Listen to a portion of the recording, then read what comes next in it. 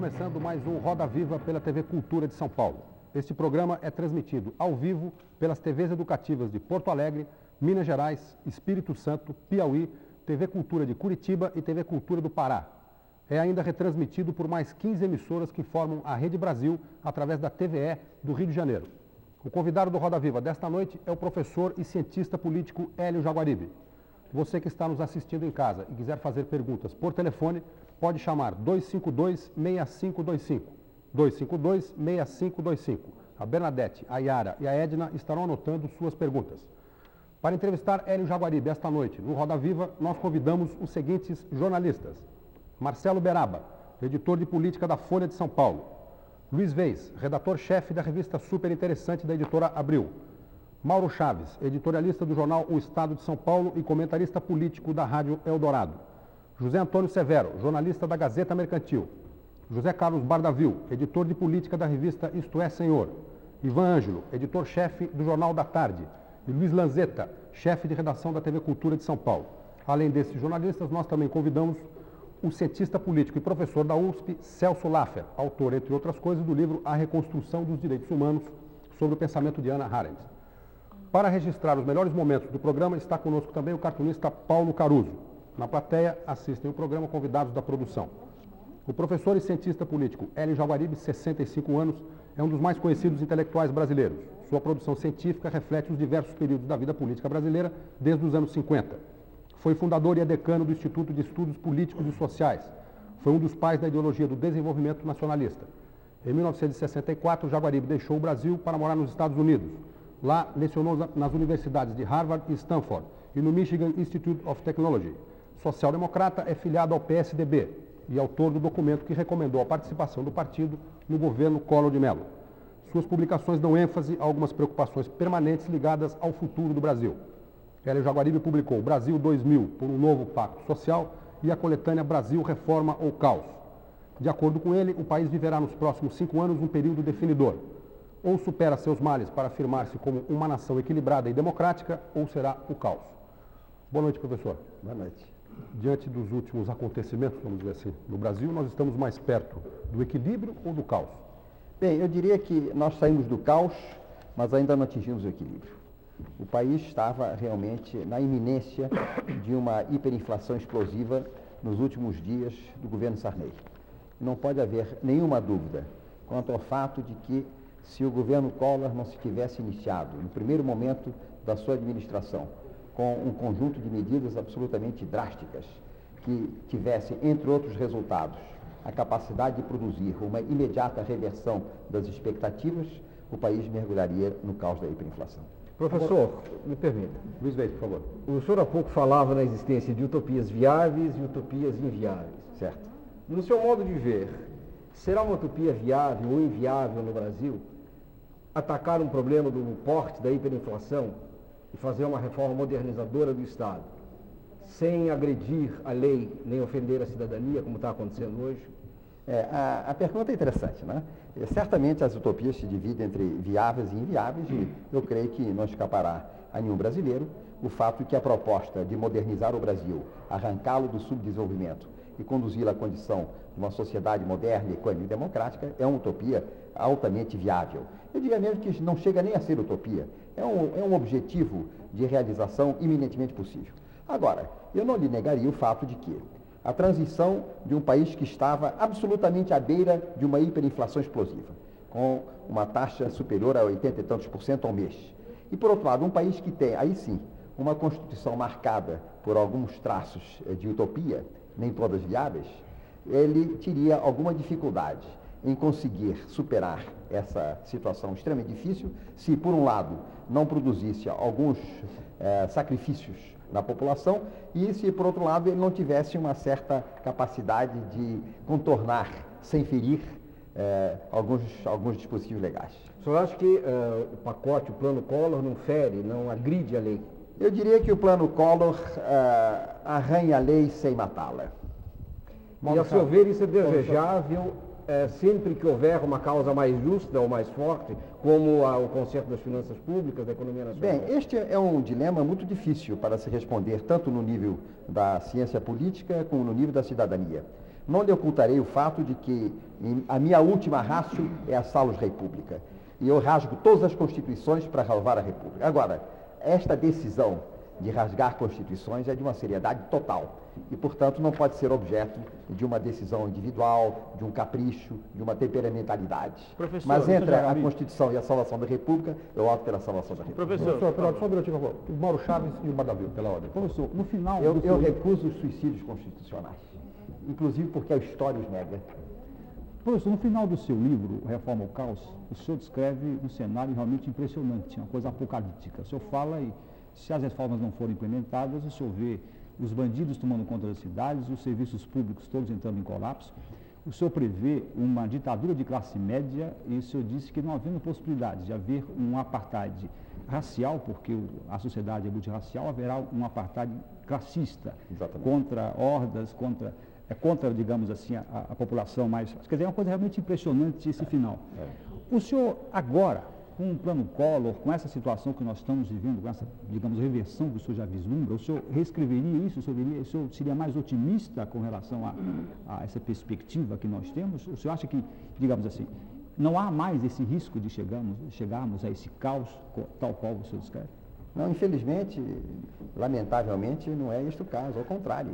O plano Collor, na medida em que ele tenha o seu êxito inicial, que foi, a meu ver, espetacular, convalidado pela durabilidade desse êxito, o que, a meu ver, ainda é muito problemático, supondo, portanto, que, ademais do êxito inicial, ele tem um êxito de durabilidade, ele, tal como foi concebido, tal como foi editado, constitui apenas um preâmbulo para a viabilização do Brasil. Ele abriu um espaço no âmbito do qual o Brasil passa a ter condições de atacar os seus problemas substanciais. Mas ele não ataca os problemas substanciais, ele simplesmente elimina a peste de uma conjuntura destruidora da sociedade. Professor, o senhor fez duas afirmativas que eu queria que o senhor explicitasse melhor para o meu esclarecimento e talvez das pessoas que estão assistindo o programa. Pois não. Duas afirmativas, a meu ver, muito sérias. A primeira, o senhor disse que a Constituição brasileira atual é marcada por algumas utopias. Eu queria que o senhor dissesse que utopias são essas, porque afinal a nossa conversa fica mais clara. Como não, claro. E também o senhor disse que o plano Collor arranha a lei sem matá-la. Eu estranhei muito como advogado, eu estranhei muito essa afirmativa. Evidente. Eu não acho possível arranhar a lei sem matá-la, mas em todo caso o senhor talvez poderá explicar isso para os nossos telespectadores. Algo como a meia gravidez, né, Badawi? Não é bem Não, o senhor quer dizer que é a lesão corporal, mas não chega a ser homicídio? Eu faria uma revisão ao Código Canônico e eu utilizaria a distinção da Sagrada Igreja entre pecados veniais e pecados mortais. É nesse sentido que os veniais arranham o cânone, mas não o ferem. Sim, mas arranhou aonde? O senhor podia explicitar? Eu diria que arranhou no sentido de que o direito de propriedade, de certa forma, foi arranhado. Pessoas tinham patrimônios dotados de liquidez pela legislação vigente, perderam essa liquidez através de um ato de... em última análise, talvez constitucional, mas que pode se aproximar, se for examinado com lentes poderosas, de uma certa perspectiva de um empréstimo compulsório não previamente autorizado. Quer dizer que o senhor considera esse empréstimo compulsório, como o senhor mesmo disse, não previamente autorizado, apenas um arranhão à lei? Eu diria que é um arranhão à lei, que nas condições de um país que estava às vésperas de não ter lei nenhuma, certamente foi salutar. E quanto à Constituição marcada por utopia? Bem, aí nós entramos, evidentemente, numa discussão séria, em que eu lhe diria o seguinte, faria uma distinção de alguns níveis. Do mais geral para o particular, diria que a Constituição brasileira exprime uma postura social-democrata com a qual eu coincido integralmente, um objetivo de instaurar uma democracia social com a qual eu coincido totalmente. Em suma, ela exprime uma vontade de liberdade com igualdade, com o que eu coincido totalmente. Entretanto, como cientista político, eu me sinto obrigado a estabelecer uma certa correlação entre o espaço da normatividade possível e as condições de sustentação da viabilidade da norma. Toda norma que supera de uma maneira exagerada o seu espaço de sustentação se converte ou numa mentira legal, que as pessoas desrespeitam fingindo que não desrespeitam, ou se converte numa situação de constrangimento da sociedade que explode por alguns outros aspectos. Nós fizemos uma Constituição sueca para um país do terceiro mundo. E, nesse sentido, a Constituição, apontando para decisões diria melhor, para direções corretas, imprimiu-lhes uma normatividade de aplicação imediata superior à capacidade de sustentação da lei. Razão pela qual eu diria que, se me fosse dado fazer uma proposta de emenda constitucional, eu aceitaria a quase totalidade do texto, evidentemente eliminando certas coisas que são pura idiotice, uma fixação de juros no texto constitucional, que já pertence ao domínio da bestiologia, mas tirando estes lapsos de racionalidade, eu diria que a Constituição poderia ser preservada na sua totalidade apenas com a seguinte expediente: converter em enunciado programático algumas normas que estão atualmente apresentadas com caráter de imediata aplicabilidade. Por exemplo. Professor. Bem, aí a topicidade é um pouco menos importante do que o sentido geral das coisas. Quase todas as normas que envolvem uma compulsoriedade de obrigações trabalhistas para uma sociedade em que cerca de metade dos trabalhadores não tem nenhum acesso à proteção social porque não se lhes assina a carteira, desconhece a realidade básica desta sociedade e estipula uma gravação de exigências que vai aumentar o intervalo entre a norma e o seu acatamento. Professor, por favor, o telespectador Fernando Guimarães Costa, da cidade de Araçatuba, no interior de São Paulo, ele perguntou ao senhor se um cidadão brasileiro comum que trabalha e paga impostos pode arranhar a lei e a Constituição e não responder por isso, como fez o presidente Collor. Eu complementaria a pergunta, até onde eu entendi da sua primeira intervenção. O senhor disse que prefere ver a Constituição rasgada e a República salva. Agora, na América Latina, principalmente, várias constituições foram rasgadas em vários períodos. Não foram salvas. E as repúblicas não foram salvas. Logo não deviam rasgá-las. Argentina, Uruguai, Chile. Então, Claro. mas como saber quando mas ela evidente. deve ou não ser Claro, rasgada? é evidente. Porque o fulano pode. Claro, e o outro eu não pode. tive a cuidado de dizer, nenhuma pessoa pode se erigir em juiz da salvação da República. Nenhuma pessoa pode subjetivamente assumir a decisão de contrária à Constituição, porque a República, na sua honesta visão das coisas, está em risco. Agora, as pessoas podem enunciar o perigo de certas normas em relação às necessidades da República e podem mobilizar um consenso, em virtude do qual surja na sociedade a constatação de que a norma é perigosa para a salvação da República e conduza à abrogação da norma. E a experiência histórica mostra que as normas incompatíveis com as sociedades, que não foram tempestivamente reformadas por mecanismos compatíveis com a própria norma, terminaram sendo reformadas por mecanismos não compatíveis com a norma. Nenhuma sociedade empiricamente se sujeita a normas que não sejam suficientemente ajustadas à sua realidade socioeconômica. Mas, guardadas as proporções, professor, era que o Leonel Brizola, deputado federal em 63, dizia: reformas na lei ou na marra. Sim, porque claro. a norma estava ultrapassada pelos conflitos sociais no Brasil, E daí- pelas iniquidades na distribuição Claro, de norma. doutor. Esse argumento o senhor apoia? Não, tanto não que eu estou dizendo que sou contrário ao argumento da marra. Eu sou favorável ao argumento da persuasão. Acho que quando as constituições são violadoras dos espaços de viabilidade de uma nação, as pessoas lúcidas devem entrar em cena e alertar. a Mas opinião quando os pública. governantes fazem isso, o senhor atribui à Constituição? Quando os governantes fazem isso fora da Constituição, eu sou completamente contrário. Eu sou bem contrário. Eu não creio que a Constituição brasileira tenha sido violada pelo governo Collor. O senhor diz arranhado. Eu né? disse que algumas leis foram arranhadas. Existe, por exemplo, Professor. da lei da propriedade. E eu gostaria de Só ouvir a sua por favor, resposta ao leitor, ao o ouvinte de telespectador Araçatuba, Fernando que Guimarães pareceu uma Costa. pessoa... Eu gostaria muito de responder ao ouvinte de Um Araçatuba. cidadão brasileiro comum que trabalha e paga Claro, impostos então eu diria pode o seguinte, arranhar as leis. o que é que como- acontece com o cidadão comum que arranha a lei? Acontece que ele arranha mesmo. Todas a cultura da miséria, é contra a lei. O Brasil determina que todo mundo vá à escola. Entretanto, apenas 9,7% dos brasileiros adultos completaram os 8 anos no primeiro grau. O Brasil tem uma série de normas a respeito de condições mínimas de habitação, de salubridade, etc. Essas normas não são respeitadas. Então, o cidadão público arranha a lei porque está inserido numa sociedade em que o intervalo entre a realidade social e a norma é tão grande que ele é condenado pela sua impossibilidade econômica e sua falta de educação a viver em termos não compatíveis com as normas que deviam regular a conduta dele. Professor cidadão Doredes, possivelmente por está na favor, só para completar, o Marcelo Beraba, o José Antônio Severo, o Ivan Ângelo e o professor Celso Lasso, por favor. Professor, o senhor diria que seria necessário agora ser feito imediatamente pelo governo Collor? As medidas que ele implantou são suficientes para... Nada O suficiente. que é imediato Nada nesse... suficiente. Repare, o governo Collor, dentro de um programa de contenção da inflação que, segundo alguns economistas de muita competência, apresenta certas falácias teóricas, se encontra, em parte em virtude dessas falácias e em parte por outra sorte de razões, diante de uma situação extremamente difícil. É a de assegurar a permanência dos resultados neutralizadores da inflação, que ele logrou conseguir no seu primeiro impacto, sem, por um lado, incidir em uma taxa de recessão insuportável pela sociedade, nem, por outro lado, para evitar essa recessão, abrir demasiadamente a liquidez e restabelecer a inflação que ele apenas curou temporariamente. É um grave erro supor que o Brasil venceu a batalha da inflação. E, nesse sentido, eu teria uma consideração, vamos dizer, negativa quanto a uma afirmação que foi feita nesse sentido pelo presidente Collor. Considero ela totalmente intempestiva, quando ele declarou: vencemos a batalha de inflação, vamos agora à batalha de desenvolvimento. Infelizmente, não é verdade. Nós ganhamos um grande momento da luta contra a inflação, isso sim, mas a guerra da inflação não está terminada. A guerra da inflação vai demorar muito mais tempo. José Antônio Severo, por favor. Então, professor, mas o senhor disse que não há recessão, mas aparentemente nós estamos além da recessão. A economia está simplesmente parada, a não ser alguns setores, como o varejo e olhe lá. Então, eu lhe perguntaria, esse quadro de curto prazo, em 4 meses, há uma possibilidade de se aprofundar o quadro do desemprego, por exemplo.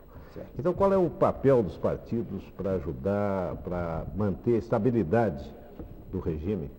Já que é uma grande possibilidade de recessão, num ambiente político, há a possibilidade, inclusive, usando aquela antiga expressão, recrudescer, né? Ou seja, o presidente pode apelar para a sua autoridade, pode chamar medidas mais autoritárias, mais sérias, mais graves, e com isso nós descambarmos para um quadro que ninguém quer ver. O senhor acha que deve ser o papel dos partidos nesse momento? O que pode ser feito nesse sentido, para garantir a estabilidade? Eu creio que a sua pergunta exige inicialmente um esclarecimento muito objetivo, muito lúcido, a respeito da situação que foi gerada pelo Plano Collor, levando em conta todos os seus aspectos. Então, eu diria o seguinte: uma primeira impressão que se tinha de que o enxugamento da liquidez ia ser de tal ordem que ele ia estrangular o capital de giro de quase todas as empresas e produzir o que poderíamos chamar de uma quase paralisação horizontal da economia, não se realizou. A verdade é que nós estamos hoje assistindo, ao contrário, a uma perigosamente rápida elevação da liquidez. E os indicadores de liquidez estão ficando muito grandes. Não é, professor? Perdão? Negociações a prazo, simplesmente. Não, mas desde logo, você repara, por exemplo, o seguinte: a Bolsa de São Paulo teve um aumento de 180%, mas o dólar já está se aproximando a 80 cruzeiros do dólar. Líquido dessas ações, professor? Elas caíram. Sim, mas elas já subiram a níveis quase iguais ao de antes do Plano Collor. Não, o nível das bolsas do Rio e de São Paulo relativamente ao que era antes do Plano Collor tem diferença de 10%.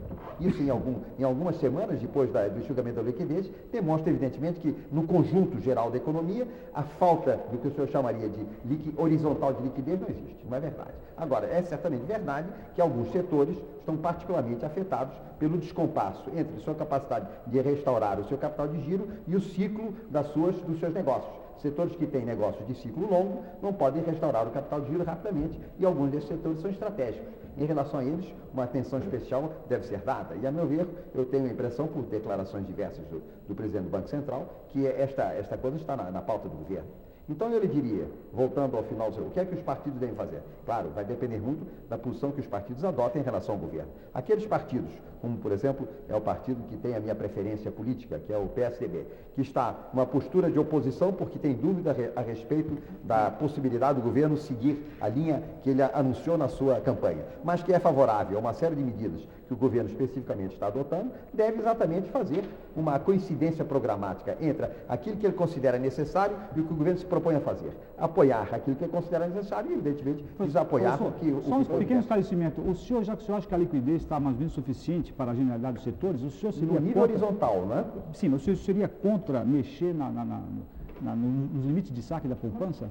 Veja, aí são coisas um pouco diferentes, porque em relação ao pequeno poupador, há indicações de que se pode flexibilizar a condição de pessoas que foram conduzidas a situações extremamente penosas e que, portanto, estão beirando o nível da miséria, sem que isto interviesse num aumento significativo da liquidez. Esse pequeno poupador pode ser objeto de uma flexibilidade, sobretudo se os saques forem autorizados, forem saques mensuais de pequena importância. Então, o agregado da liquidez não perturba a economia no sentido macro. mas resolve um problema social Só muito antes de grave. passar para o Ivan, pegando uma carona rapidinho na questão levantada pelo Mauro Chaves, o Luiz Gonzaga de Souza Campos Neto, aqui de São Paulo, ele pergunta se o senhor acredita que o dinheiro bloqueado será realmente devolvido daqui a 18 meses. Eu faria uma distinção. Eu pediria, por favor, desculpe, o senhor não colocar os braços sobre o microfone, que senão Muito bem. o espectador não escuta. Eu faria uma distinção Obrigado. entre ativos bloqueados e dinheiro bloqueado. Eu considero que os ativos bloqueados serão desbloqueados e restituídos inevitavelmente, necessariamente, com a correção monetária que couber e os juros de 6% anunciados, e simplesmente não há nenhuma alternativa, o governo não tem condições nem políticas nem institucionais de agir diferentemente. Já agora, se esta devolução vai se fazer sob a forma de dinheiro ou sob a forma de títulos públicos dotados de credibilidade, isso eu acho que é um problema de oportunidade e eu seria absolutamente favorável a recomendar a não devolução monetária se ela produzisse o retorno da inflação. Quer dizer, tudo indica que teremos um calote. Não é calote, não. Tudo indica que queremos uma mobilização indispensável da cidadania para evitar o caos. Como o governo diz que essa retenção não é confisco, e o senhor chamou de confisco há Não, pouco. eu diria que ela pode ser considerada de confisco, mas ela tem sentido. Ou seja, na base por favor, disso, por favor. o senhor não tem confiança que o programa econômico detonado por este governo seja capaz de, no prazo de 18 meses, criar condições tais que impeçam que o retorno a conta-gotas do dinheiro confiscado produza a hiperinflação. Eu não diria que é tão a conta-gotas. 120 bilhões de dólares dividido por 12 não é conta-gota, não. É dinheiro como o diabo. Eu retiro o conta-gotas, 10 bilhões. O senhor acha que Então, o programa é tão vulnerável em a jatos ponto de mensais. não comportar isso? Eu diria que, olha, é muito difícil, a verdade é o seguinte, dizer agora se comporta ou não é muito difícil, na verdade. Eu não sou economista, sou um cientista social que trabalho no limite da fronteira da economia, mas não tenho a audácia e a prudência. professor, de entrar demasiado. Mas eu diria o seguinte, Só pegando a carona somente aqui. quando estiver mais consolidada o panorama do eventual êxito anti-inflacionário do governo, você poderá julgar em que medida jatos da ordem de 10 bilhões de dólares por mês vão ou não perturbar a economia. Eu confesso que acho que não é fácil, mas é preciso ver um pouco mais adiante. O Ivan Ângelo, depois o professor Celso Lar. Pois não. Continuando no papo da inflação, que eu acho que interessa ao público de um modo geral, quando a professora Zélia e o presidente anunciaram o índice zero de inflação, o público é levado a crer que realmente a inflação acabou. Então, o senhor falou aqui que a batalha da inflação continua sendo uma batalha necessária E dramática. nesse atual governo, e dramática. Então, o senhor acha que quais causas não foram? Porque cortaram os efeitos da inflação. Muito bem.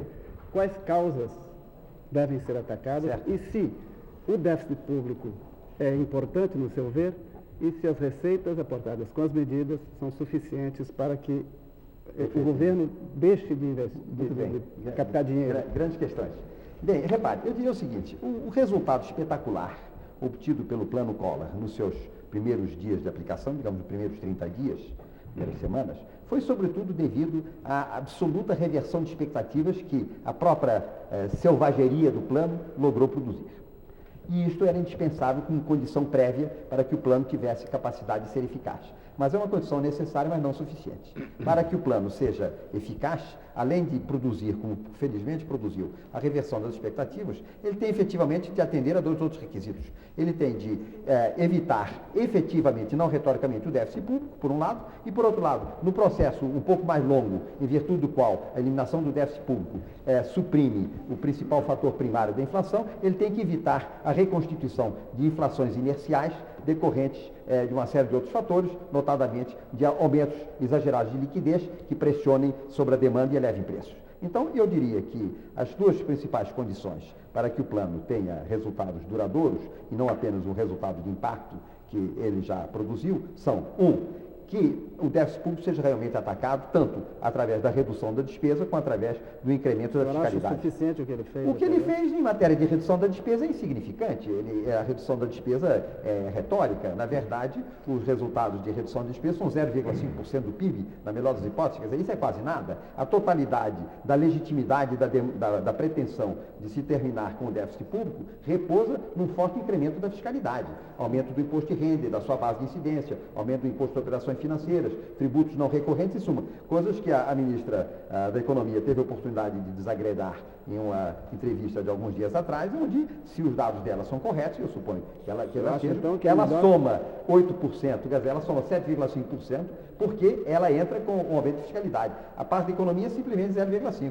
E vários economistas já alertaram o país quanto ao fato de que este processo saneador do déficit público no exercício de 1990 não se prolonga para 91 e muito menos para 92.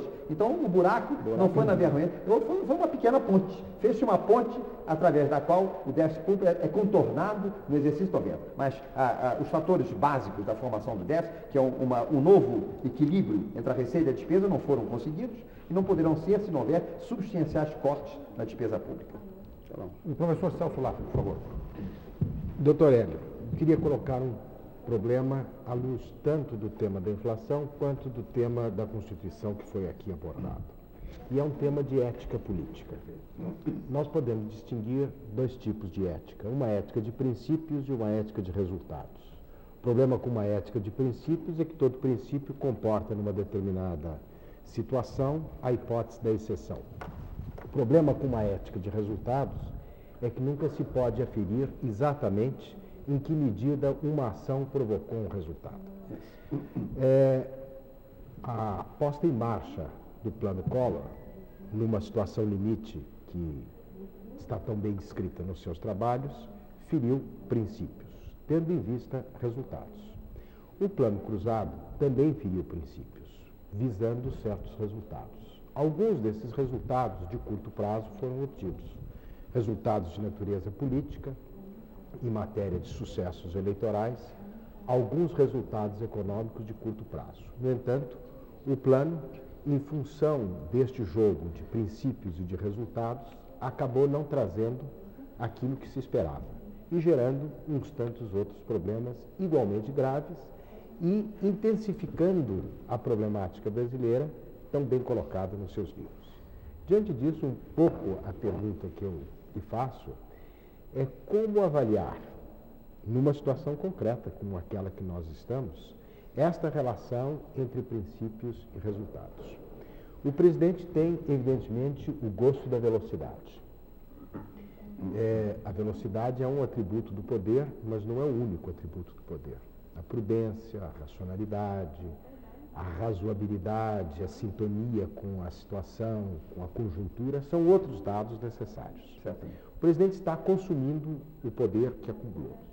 Na sua avaliação, nesta velocidade com a qual ele está se valendo dos recursos de que dispõe, ele está avaliando bem este jogo entre os princípios que podem comportar uma exceção e os resultados precários que ele busca alcançar?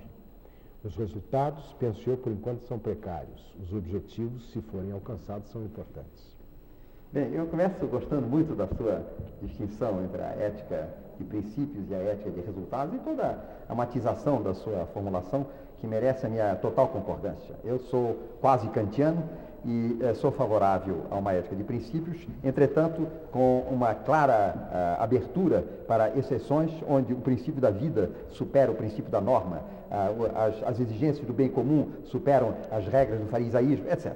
Então, sou favorável a um principismo dosado por uma visão prudente do fundamental para o ser humano, para a sociedade, para as coisas em virtude das quais e a favor das quais os princípios existem. O princípio não existe por si mesmo, mas como forma reguladora do bem-estar da sociedade, como forma reguladora, em suma, da dignidade humana, etc. E daí a necessidade de haver, como foi muito bem feita na sua formulação, um prudente espaço, muito prudente, mas efetivamente existente para as exceções em que a ética de resultados, em determinados momentos, presida sobre alguns aspectos, não sobre a totalidade da ética de princípios. Bem, colocada a coisa nessa filosofia geral do princípio do resultado, com o qual eu tenho a impressão que temos coincidências quase completas, eu diria que os princípios afetados pelo plano cruzado, voltando à analogia canônica de que eu já fiz uso, são princípios de caráter secundário.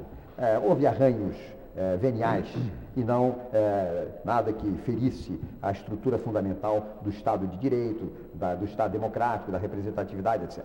Portanto, eles são toleráveis, tendo em vista que a velocidade, neste momento, era condição sine qua non da possibilidade de algum resultado. Agora, como a sua observação contém, a velocidade é apenas um eventual ingrediente, está longe de ser o mais importante, daquilo que importa para o conjunto de atributos do exercício da presidência da República. Eu daria maior ênfase aos atributos da razoabilidade e da prudência. E creio que a razoabilidade e a prudência estão exigindo, por parte do governo Collor, uma administração do seu plano e sequelas subsequentes a esse plano, concomitantes, compatíveis com esse princípio de razoabilidade. Professor, o senhor sugeriu, só pegando uma carona na pergunta, Pois não. o senhor sugeriu, ao responder uma pergunta recente agora, que são necessários substanciais cortes na despesa pública. É verdade. Com isso, o senhor está pregando a necessidade de demissões? Inclusive, certamente. Se nós considerarmos que o Brasil tem 60 milhões de pessoas, 60 milhões de pessoas economicamente ocupadas, que 10% são funcionários do poder público, eu creio que a cota de um funcionário para cada 10 brasileiros é simplesmente intolerável. E que é uma coisa que todo funcionário, enquanto cidadão, estaria de acordo. Professor, mas a Constituição com a qual o senhor concorda muito, essa Constituição estabelece a estabilidade. Mas isso é uma das loucuras, né? É uma das loucuras. E aí tem outro problema também, que a Constituição estabelece, por exemplo, a autonomia entre a federação, as unidades da federação. Claro, então, por exemplo, vamos ver um problema que se tem comentado muito atualmente, que são os abusos dos legisladores estaduais que legislam em causa própria, fixando subsídios absurdos, sem nenhuma proporção para a população que eles representam. Exatamente. Por exemplo, um deputado da Paraíba ganhando 700 mil cruzeiros, outro ganhando 800. Isso é absurdo total. Como resolver esse problema? Se fosse fixado um percentual, digamos, 2/3 do que ganha o parlamentar federal, como estava na Constituição, vão alegar que isso estaria ferindo o princípio da federação, né? Do federalismo. Né? Então, como resolver esse problema? Se se criasse, por exemplo, um Conselho Nacional de Remuneração Pública, que estivesse acima, para fixar, acima dos poderes de Estado, diria, não, isso aí está quebrando também a autonomia dos poderes de Estado, etc. Então, como pode-se resolver essa situação, acabar com esses abusos todos, sem ferir a Constituição? Adendando, professor, já que ele entrou na minha e eu na dele, é o seguinte, eu falei das demissões porque eu também sou das pessoas que considero que elas são necessárias, embora em Brasília 99% ache que não. Por curso. Pois é, claro. Mas eu queria lhe perguntar o seguinte, por que há tanta dificuldade no Brasil em demitir? Isso é muito explicável. Professor. São duas questões diferentes. Professor, Quem sabe... Só uma terceira carona aqui do telespectador, José Paulo Cípulo, de São José do Rio Preto, no interior de São Paulo. Ele diz aqui que no programa do Globo Repórter da semana passada mostrou que no Poder Legislativo há mordomias, corrupção, etc. O senhor não acha que isso, de repente, poderia ser uma campanha para enfraquecer o Poder Legislativo e tornar o governo mais autoritário, mais forte? Certo. Bem, então, voltando a muitas questões aqui no ar, né? Em primeiro lugar, eu creio que era importante notarmos o seguinte. Este país tem necessidades profundas de substância, acabar com o dualismo da sociedade brasileira, que está dividida entre uma minoria de gente moderna e uma maioria de primitivos, vivendo em condições semelhantes aos mais pobres países afroasiáticos. Tem um problema de um Estado que entrou em total deliquescência, está necessitando de reformas extremamente profundas. Tem o problema da retomada do crescimento econômico, tem o problema da modernização, tem o problema da descartorialização da sociedade. O país está carregado de problemas. O Plano Collor, tal como ele foi editado, apenas afastou o risco imediato da hiperinflação explosiva. A administração competente dele afastaria definitivamente, ou pelo menos a longo prazo, a inflação. Esses problemas persistem. Então, isto tem conexão com a pergunta que o senhor me dirigia, não é? Como é que um país carregado de problemas substantivos desta qualidade pode tratá-los, não é? Ora, eu creio que a resposta envolveria o seguinte. Existem problemas substantivos de suprema importância que podem ser atacados dentro do quadro institucional vigente, sem reforma nenhuma, simplesmente através de medidas que estão ao alcance dos poderes constituídos nas suas respectivas áreas de competência. Iniciativa do presidente, algumas coisas até solúveis por ação administrativa direta, outras dependendo de legislações razoavelmente editáveis por proposta do Executivo pelo Congresso, etc. Há muita coisa, muitíssima coisa mesmo, que pode ser feita sem mexer no quadro institucional. Agora, eu não teria nenhuma dúvida em dizer que o quadro institucional, na sua totalidade, induz o país à inviabilidade a longo prazo. Ele precisa ser reformulado. Então, eu creio que, por uma questão de prudência, como ainda há pouco nos aconselhava o professor Celso Laffer, o Poder Executivo deveria, inicialmente, e o Legislativo, tal como ele existe, atuar naquilo que é mais fundamental para a solução dos problemas substanciais do país, no quadro institucional vigente. E o espaço existe. O crédito que estas medidas acarretarão para os seus iniciadores os habilitarão a mostrar que outras, igualmente necessárias, necessitam de ajustes constitucionais ou pelo menos institucionais. Uma legislação como aquela que o senhor mencionou, que imprima um mínimo de responsabilidade à autofixação de salários pelos poderes autônomos, uma série de outras medidas que estão, obviamente, necessitando de reforma constitucional. E eu diria que uma das mais importantes, doutor, e é isso que é preciso que essa discussão seja levada com toda amplitude à opinião pública, é uma reforma do sistema eleitoral brasileiro. Um país como o nosso, que tem 20% de analfabetos entre os adultos, menos de 10% desses adultos com o primeiro grau completo. Tem 65% dos brasileiros com rendimentos iguais ou inferiores a um salário mínimo. Esse país está com óbvias dificuldades objetivas para o exercício das instituições democráticas. Todas as cautelas que Aristóteles, na sua extraordinária sabedoria, já nos tinha antecipado desde o seu tempo, a respeito da dificuldade de fazer a democracia, onde existe um forte predomínio dos miseráveis e dos ignorantes, obviamente estão aqui diante de nós. Isso quer dizer que nós devemos afastar da democracia? De nenhuma maneira.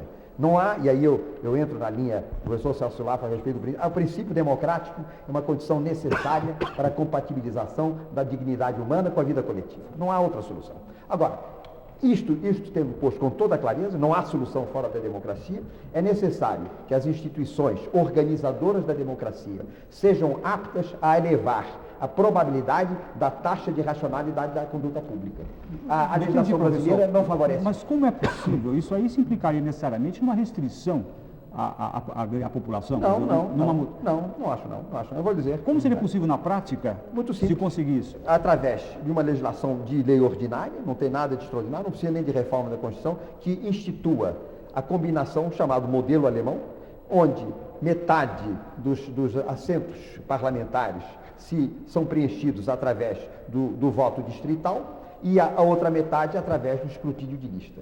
Através do voto distrital se dá oportunidade para as pessoas que estão interessadas em resolver problemas locais, em utilizar o instrumento do voto para atender às suas demandas locais. As demandas locais são importantes, mas a soma das demandas locais não significa demanda nacional. A demanda nacional tem uma outra dimensão, e essa dimensão é mais facilmente atendível se os partidos políticos dispuserem da possibilidade de organizarem listas, no âmbito das quais eles recrutam pessoas da sua confiança em matéria de competência e idoneidade, para assegurar que, além do representante do interesse local, figuras representativas da capacidade de solução de grandes problemas nacionais entram no parlamento. Com o parlamentarismo. Com o parlamentarismo, preferivelmente, de longe, claramente, certamente. O senhor acha que o estilo do presidente Collor, até onde se pode fazer um pouco, às vezes, do adivinho, tenderá a motivar, pelo menos os setores mais pensantes da população, a se pronunciar pró-parlamentarismo no plebiscito de 93? Olha, a pergunta é de resposta difícil. Primeiro porque ainda estamos um pouco no começo, né, da exibição desse estilo, e eu tenho a impressão que esse estilo... Eu não me refiro ao espetáculo circense de domingo. Sim, pois eu me refiro ao estilo francamente autoritário, que é uma ditadura eleita, não há dúvida nenhuma, mas que tenha toda aquela marca da presidência imperial que, mais uma vez, nós vemos. Eu volto a dizer, eu creio que é um pouco cedo, e vou dizer por quê. Porque, na minha pessoal aferição, eu sinto uma marcada diferença entre atributos de personalidade do presidente Collor e o elenco de medidas concretas por ele adotadas. Enquanto sinto diversas resistências em relação a certos atributos de sua personalidade, sinto, ao contrário, uma taxa muito elevada de coincidência com as medidas que ele vem adotando. Ora, se nós prorrogarmos a prazo mais longo este procedimento, não é destituído de possibilidade que a presidência Collor se caracterize pelo fato que até o fim muitos de nós tenhamos dúvidas sobre a personalidade dele e que, entretanto, sejamos obrigados a dizer que o conjunto de medidas que ele adotou são corretas. Professor. Então, isto gera uma situação um pouco distinta daquela que seria julgá-lo só por atributos de personalidade. Ele tem que ser Sim, mas julgado, eu na gostaria que o verdade, senhor completasse a resposta e como é que isso tudo poderia influir no resultado de uma escolha entre Claro, eu parlamentarismo. digo porque uma das coisas que tem caracterizado a postura dele presidencial, tirando o lado circense dos fins de semana, é uma insistência em que ele quer fazer o parlamentarismo e está preparado a fazê-lo.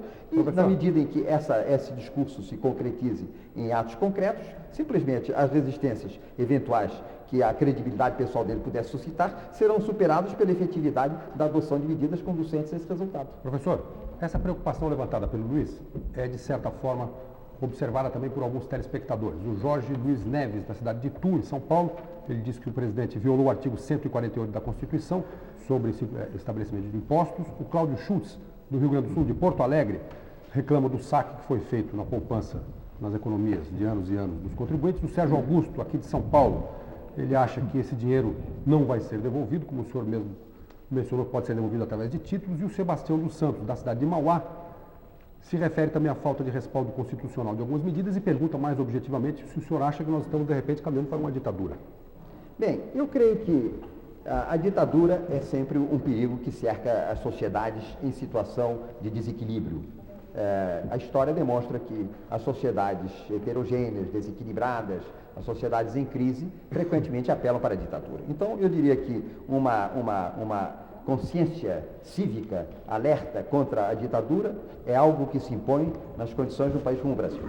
Agora, em dando, portanto, um espaço de atenção prudencial à questão da ditadura, eu convidaria as pessoas que participam desse receio a refletir sobre o lado oposto, o efeito altamente deletério que resulta de um presidente destituído de qualquer autoridade. Estamos saindo de uma presidência marcada por condições gelatinosas, por manteiga derretida, por uma grande geleia, incapaz de ter perfil em nenhum momento, de homem permanentemente vacilante, permanentemente sujeito às pressões do último momento, para um homem que tem perfil nítido. Eu não lhe posso ocultar a absoluta necessidade que o país tinha de sair da gelatina para o cristal. Agora, é necessário haver claras delimitações institucionais para que a propensão à autoridade do presidente não se converta em autoritarismo. Professor, presidente com autoridade, tudo bem. Autoritarismo jamais. Só um minutinho, por favor. Eu queria que o senhor respondesse ao José Paulo Cípulo, de São José do Rio Preto. Sim. Que perguntou ao senhor se não haveria, de certa forma, uma campanha, está dentro desse quadro de autoritarismo, uma campanha contra o poder legislativo para fortalecer o poder executivo. Eu creio que não. Eu creio que existe um escândalo do exercício indevido dos atributos legislativos pelos legisladores. Eu creio que a opinião pública, em manifestas ocasiões em que ela foi sondada, coloca os parlamentares brasileiros como uma das pessoas mais destituídas de credibilidade. Isso simplesmente são estatísticas que estão constantemente feitas e cuja conestação provém daquilo que foi ainda há pouco dito, pessoas que são vereadores de municípios famintos otorgando salários de 400, 500 mil cruzados. O professor Celso Lafra tem uma pergunta, por favor. Professor Hélio, falamos sobre o estilo e substância do presidente. Numa das manifestações importantes que o presidente fez, ele propôs uma nova política externa para o Brasil. Ele fez uma reflexão grande sobre as transformações que estavam ocorrendo no mundo e sobre um novo papel para o Brasil. Seus vínculos com o primeiro mundo, seu relacionamento com a América Latina, a hipótese de um entendimento forte com a comunidade europeia, uma viagem, inclusive, para a União Soviética e para o Japão. O senhor, que é um dos mais eminentes estudiosos das relações internacionais do Brasil e que começou a pensar sobre estes temas desde a década de 50, com os cadernos do nosso tempo e com o nacionalismo da atualidade brasileira, como vê as mudanças do sistema internacional e o impacto delas para o Brasil e para a América Latina? E como vê, igualmente, à luz da sua própria visão, essas propostas do presidente da República? São elas uma manifestação de estilo ou tem uma substância correspondente à sua visão da situação? Bem, a sua pergunta é de uma abrangência extraordinária, não é?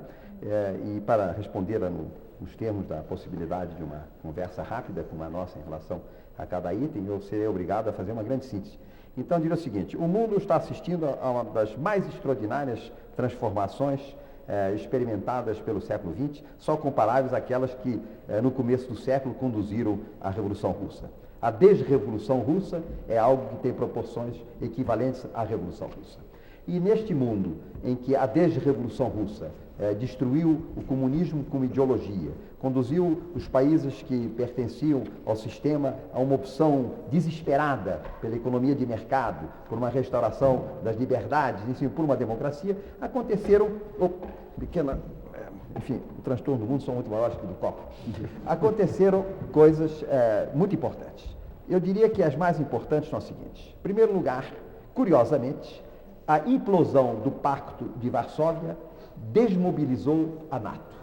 Tudo levava a crer que o desaparecimento da grande máquina de guerra que o sistema soviético mantinha com o apoio dos países satélites levaria a Aliança do Atlântico a uma situação de predomínio incontestável. E acontece que, ao desaparecer a credibilidade da agressividade soviética e dos perigos vinculados ao Pacto de Varsóvia, as forças europeias integrantes da NATO estão desmobilizadas da NATO e consideram que hoje a NATO, cada vez mais, é uma justificativa não aceitável por eles de uma presença americana que tem sentido de ingerência indevida nos negócios europeus. Os Estados Unidos estão sendo repelidos da defesa europeia pela proposta franco-alemã de se constituir um sistema europeu de defesa completamente separado da NATO.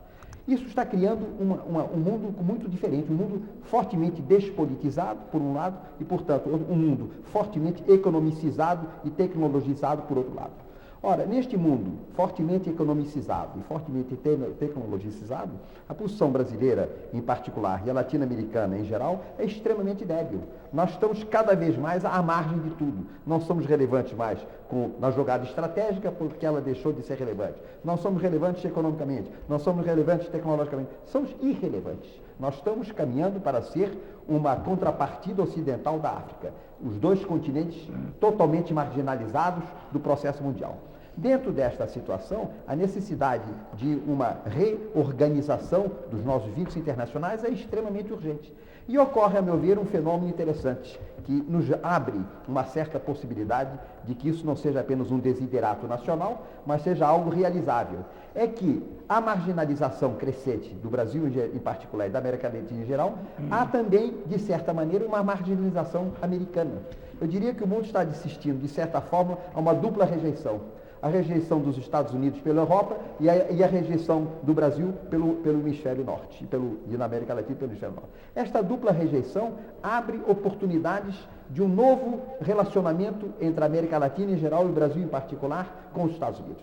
Nós, em virtude de condições em que os Estados Unidos estão sendo combatidos de uma maneira extremamente severa pela tecnologia japonesa e estão perdendo a possibilidade de orquestrar o mundo ocidental que se está organizando em função de polos alternativos, que é fundamentalmente o polo franco-germano, estes Estados Unidos, rejeitado pela Europa, em relação ao Brasil e à América Latina, rejeitada pelo Norte, tem, nesta dupla rejeição, um espaço de construção em termos muito mais equitativos e muito mais balanceados de um relacionamento, de um relacionamento compensador. Eu vejo a oportunidade substancial de que o Brasil e a América Latina em torno do Brasil organizem novos espaços de negociação, de inversões, de comércio com os Estados Unidos, que sejam razoavelmente compensadores da dupla rejeição, que as duas áreas estão sendo objeto. Aí não vamos nos aliar aos perdedores? Perdão? Não vamos aliar aos perdedores? Olha, eu não tenho muito medo de um perdedor como os Estados Unidos, né, que continua sendo o maior PIB do mundo e continua sendo é um perdedor de boa companhia. De certa forma, o senhor respondeu também as perguntas feitas pelos telespectadores César Angelucci, de São Paulo, e José Deodoro Capote, engenheiro professor da USP, também em São Paulo. Nós vamos fazer agora um rápido intervalo e o Roda Viva volta daqui a pouco, entrevistando hoje o professor e cientista político Hélio Jaguaribe. Até já.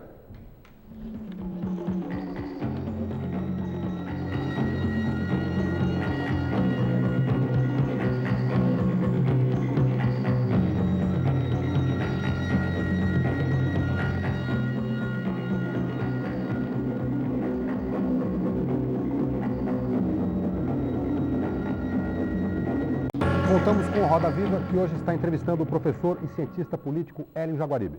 Professor, eu tenho uma pergunta aqui do telespectador Gervásio Vilas Boas, de Santana do Livramento, no Rio Grande do Sul. Ele pergunta: o senhor disse que a ética de resultados preside a ética de princípios. Não. O senhor é da teoria que o fim justifica os meios? Não. Desculpe, querido espectador, gosto muito dos gaúchos, mas quem sabe a influência gaúcha está exagerando na visão dele o princípio do resultado. Eu acho que a ética de princípios se sobrepõe à ética de resultados, mas não de uma forma total. Fiat mundo, perat justiça, não. É preciso fazer uma ética de princípios que leve em conta que aquilo que dá ao princípio a sua legitimidade é o objetivo de regular razoavelmente, adequadamente, eticamente o convívio humano. Em momentos onde o princípio é inibidor da sua própria finalidade, ele deve ser contrariado. Agora, as condições para que alguém contrarie o princípio são muito complexas. Eu, individualmente, posso, como cidadão, usar a minha liberdade pessoal e dizer: não cumpre esse princípio, porque eu considero que ele é contrário ao interesse nacional. Agora, isto por parte do poder constituído é muito mais grave. Na hora em que o princípio vai ser violado por quem, de iure, é o fiscal da sua execução, as normas de violação do princípio não podem ser normas subjetivas. Só um minutinho. Marcelo Beraba, Bardavil e Vez, por favor. Professor, eu queria falar sobre o PSDB. Muito bem.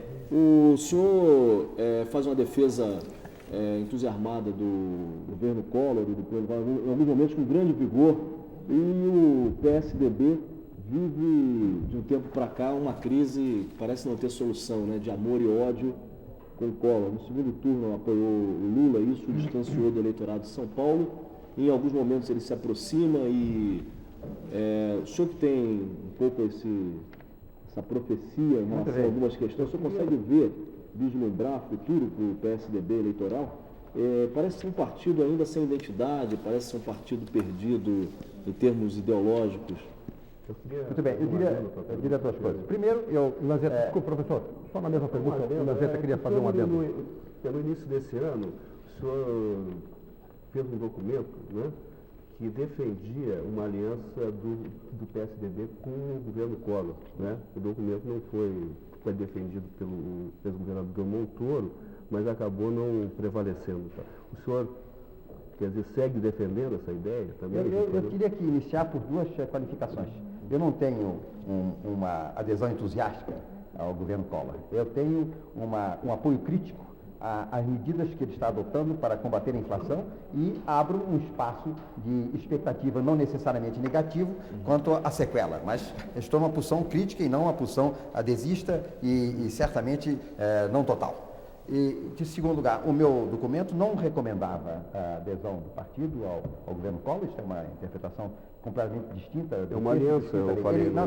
Ele dizia o seguinte, ele dizia que convinha ao partido, e eu continuo achando isto, e lamento que o partido, embora tendo concordado com a minha tese, não a tenha administrado adequadamente, convinha ao partido, por antecipação do que viesse a ser dito pelo presidente eleito, dizer o que o nosso partido achávamos que era preciso fazer no Brasil. Uma proposta do PSDB para enfrentar a crise brasileira, por antecipação do que viesse a ser dito pelo governo. E, ao fazê-lo, recomendei o seguinte: feita esta proposta, tudo o que o senhor Collor disser que coincide, nós apoiamos. Tudo que ele descoincidia, nós combatemos. Nós não vamos combater Collor porque não gostamos da cara dele, nem vamos apoiar Collor porque temos vontade de participar do governo. Nós não queremos participar do governo, nem temos ojerias pessoais a ninguém. Nós temos um projeto político para o Brasil. Vamos apresentá-lo, vamos enunciá-lo e vamos apoiar quem o apoiar. E eu continuo exatamente essa posição. Mas na prática o que aconteceu foi que o partido ficou na oposição formalmente com alguns membros, né, do PSDB no governo, participando do governo. Não tem membros do PSDB no governo. Tem pessoas que são simpáticas ao partido, mas que não integram a estrutura de liderança do partido. Apenas eu acho, e volto então a esta oportunidade para dizer, na minha condição de cidadão e também de membro do partido, mas evidentemente não falando em nome do partido, porque eu não tenho esta autoridade, eu considero que o partido precisa fazer, a partir de agora, e num prazo não excessivamente longo, uma avaliação das medidas que estão sendo adotadas pelo governo Collor e verificar a margem de coincidência ou descoincidência dessas medidas com o seu próprio projeto. Na medida em que o governo Collor enfrentar a inflação nos passos subsequentes àquele já adotado, de sorte a consolidar uma situação, não inflacionária. E utilizar o espaço de solvabilidade de problemas que essa política gera para enfrentar o dualismo social da sociedade, enfim, tudo aquilo que... Nesta medida, o meu partido, a meu ver, tem que apoiar o governo. O que pode, inclusive, ser feito sem nenhuma participação no poder. A perspectiva parlamentarista é uma perspectiva programática, uma perspectiva de projetos. Importa que o partido apoie aquilo que coincide com o seu receituário para o Brasil. Só uma perguntinha, só para complementar. Uma perguntinha também aqui tem o Barnavio, por favor, senão acaba sendo Eu gostaria que ele respondesse, só gostaria que ele favor. completasse alguma coisa, dizendo se ele concorda com a visão de que o PSDB é um partido que parece faltar a ele alguma coisa mais consistente ainda hoje. Bem, eu diria o seguinte, eu concordo e discordo.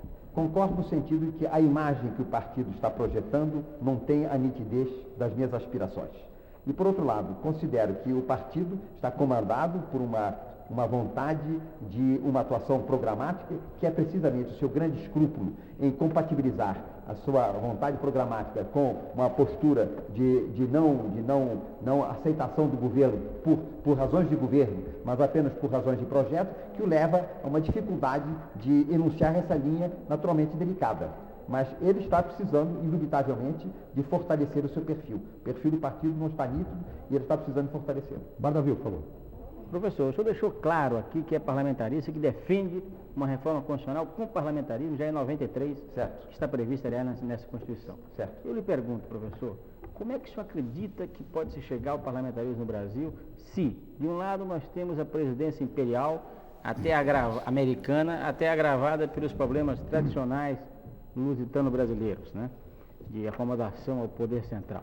Bom, e de outro lado, não existe até hoje um modelo de parlamentarismo para o Brasil. E complementando, qual é o modelo que o senhor propõe para o Brasil? É um modelo espanhol de convivência com o poder central que, ao mesmo tempo, chefia as Forças Armadas, no caso seria o presidente? Ou é o modelo de parlamentarismo clássico inglês, até com o monarca que não governa? Qual é o seu modelo? Muito bem. Bem, as perguntas são muito pertinentes. O trânsito da situação atual para a instauração do parlamentarismo está longe de ser fácil. Desde logo porque ele exige certas condições prévias, por exemplo, eu sempre digo, o controle da inflação é condição prévia a qualquer política pública. Por outro lado, ele exige que se faça uma campanha de esclarecimento nacional que torne o país consciente da necessidade de introduzir um parlamentarismo moderno e seja acompanhado de uma reforma da legislação eleitoral que assegure um parlamento dotado de maior racionalidade, maior capacidade do que aqueles que têm sido gerados pela legislação da proporcionalidade simples. Essas condições sendo atendidas, o meu modelo de parlamentarismo para o Brasil seria um modelo em que se combine uma presidência importante, eleita diretamente, detendo a chefia do Estado e o comando das Forças Armadas, com uma administração corrente exercida pelo primeiro-ministro de confiança da Câmara, sem a intervenção do Senado, que é um órgão federal. Mas você não acha que aí haveria um choque inevitável entre essa presidência? Bem, a França está vivendo com isso há muito tempo e está vivendo cada vez melhor. Nós conhecemos, a partir da experiência francesa, os pequenos detalhes que exigem ajustamento institucional, que no caso da França foram objeto de ajustamento pragmático, por uma racionalidade recíproca das duas autoridades, mas os pequenos pontos de fricção que a experiência francesa exibiu, e eles estão conhecidos, são suscetíveis de correção institucional. Professor, nós no fundo estamos discutindo a questão do amadurecimento possível do Estado brasileiro e das relações desse Estado com a sociedade. Isso mesmo. E eu me pergunto se um obstáculo portentoso no rumo desse amadurecimento não é o fato de, recorrentemente, de tempos em tempos, nós vamos buscar a solução dos problemas brasileiros no GPS, o Grande Plano Salvador. Eu quero intrigá-lo um pouco com seus colegas economistas, que de esquerda ou de direita, seja qual for a sua posição doutrinária, quando no poder, tende a ter essa visão demiúrgica das coisas, e isto reduz, entorpece a cidadania, esteriliza a vitalidade do parlamento. Como é que a gente avança sem, de tempos em tempos, fazermos o grande plano de salvação nacional? Excelente pergunta, excelente pergunta. Eu diria o seguinte, se examinarmos tanto historicamente como comparativamente na atualidade as diversas sociedades que podem nos ilustrar sobre as relações entre Estado e sociedade, vamos verificar que elas se dividem em grandes linhas em dois grupos. As sociedades que têm um amadurecimento correspondente ao nível de racionalidade do Estado e as sociedades que foram capazes de gerar Estados com um nível de racionalidade superior à média do seu amadurecimento. Ou seja, sociedades totalmente desenvolvidas, sociedades não desenvolvidas. Ora, o Brasil pertence claramente ao grupo das sociedades não desenvolvidas. E o próprio de uma sociedade não desenvolvida é de estar constantemente diante de seguinte alternativa: ou esperar o transcurso tranquilo dos séculos, para que, com amadurecimentos inevitáveis de um longo processo de encaminhamento da sociedade civil a níveis superiores de racionalidade, ela chega a um momento de coincidência entre a racionalidade que seria exigida do Estado e aquela que foi obtida no processo da sociedade. Então, vamos esperar o grande Brasil no século XXII, ou então, se quer fazer o curto-circuito da história, acelerar a racionalidade da sociedade através da racionalidade do Estado como tutora da racionalidade da sociedade, tem que se apelar realmente para planos salvadores. O que aquilo foi? Que, por sua vez, retarda esse processo natural da sociedade. Retardo ou não. A sociedade, porque a política adotada deixa de ser fruto de um consenso entre opostos, entre setores que estão em posições não necessariamente homogêneas na partilha do bolo nacional, para ser obra de uma criação pronta e acabada. Não se trata de uma criação artificial, aí é que vem exatamente a distinção. A história está cheia de planos salvadores. Está cheia de planos salvadores. As sociedades subdesenvolvidas que conseguiram com extraordinária celeridade superar o seu subdesenvolvimento porque adotaram planos salvadores. E ao contrário, a demonstração de que se espera um amadurecimento da sociedade para que ele gere um correspondente nível de racionalidade do Estado, as sociedades podem ser condenadas a penosos, terríveis e dolorosas delongas. Como vive a União Soviética hoje, que executou o maior plano salvador do século XX. Sim. E que hoje vive a sua desrevolução, como disse o senhor. Bem, isto é um exemplo extremamente interessante. E eu lhe diria que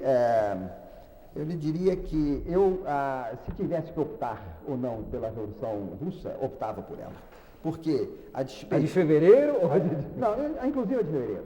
Não é o meu modelo, mas numa visão global do processo histórico, a conversão de uma sociedade teocrático-agrária numa sociedade industrial com 3 planos quinquenais que fizeram com que a União Soviética superasse o seu crônico subdesenvolvimento e se instalasse num patamar de possibilidades extraordinárias, abriu para a União Soviética, através de um plano salvador, oportunidades que nenhum amadurecimento daquela sociedade poderia fazer se não multiplicasse esses 15 anos por um coeficiente de 10 ou 20. Agora, em tendo chegado, este é o grande problema, a um nível em que teria sido possível uma modificação institucional importante, ela se cristalizou naquele sistema e um autoritarismo de salvação que caracterizou os planos quinquenais e modificaram a estrutura da sociedade soviética para benefício das grandes massas soviéticas, converteu-se num autoritarismo de congelamento que conduziu a este terrível destino que nós temos. Então, os planos salvadores que abrem espaços para a sua autocrítica, os planos salvadores que não são totalitários e que não são autoritários, mas que são propostas feitas a partir de lideranças esclarecidas, que logram persuadir a sociedade a segui-los, os planos salvadores, que se exercem através da sedução e não através da violência, são a solução dos países. Professor Celso Laffer, por favor. É o problema de formulá-los. Professor Celso Laffer, depois o Mauro e o Ivan. Professor Hélio, essa discussão é uma discussão sobre espontaneísmo e voluntarismo, sobre o mercado no plano político ou sobre o dirigismo no plano político.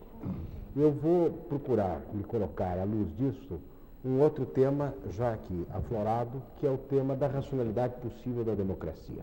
Uma das suas ponderações foi a importância de se modificar a legislação eleitoral.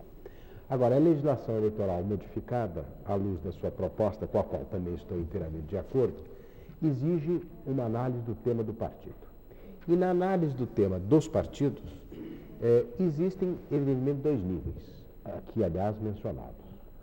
O nível da micropolítica dos interesses e o nível da macropolítica dos projetos. Os partidos brasileiros, e é isso que eu gostaria de lhe perguntar,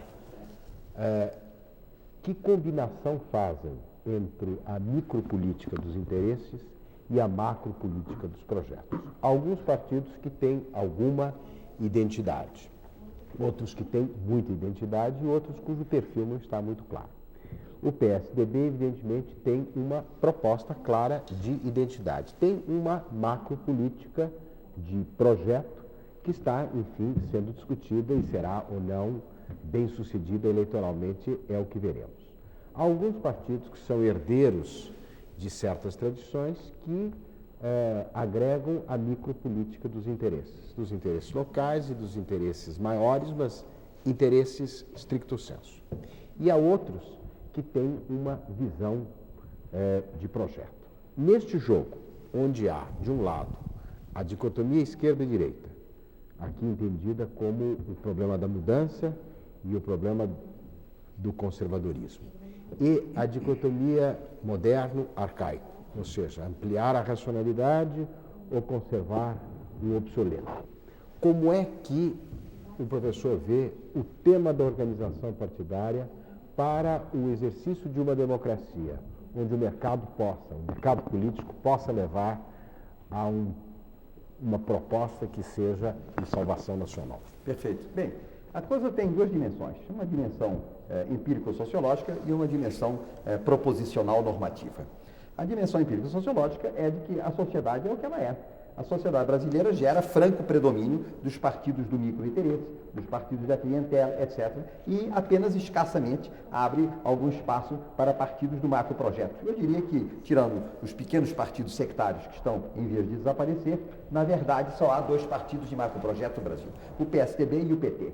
O PSDB com uma proposta social-democrata e o PT habitado por macroprojetos, mas albergando contradições internas gigantescas, porque os macroprojetos deles vão de um trotskismo obsoleto até uma social-democracia não autoconfessada.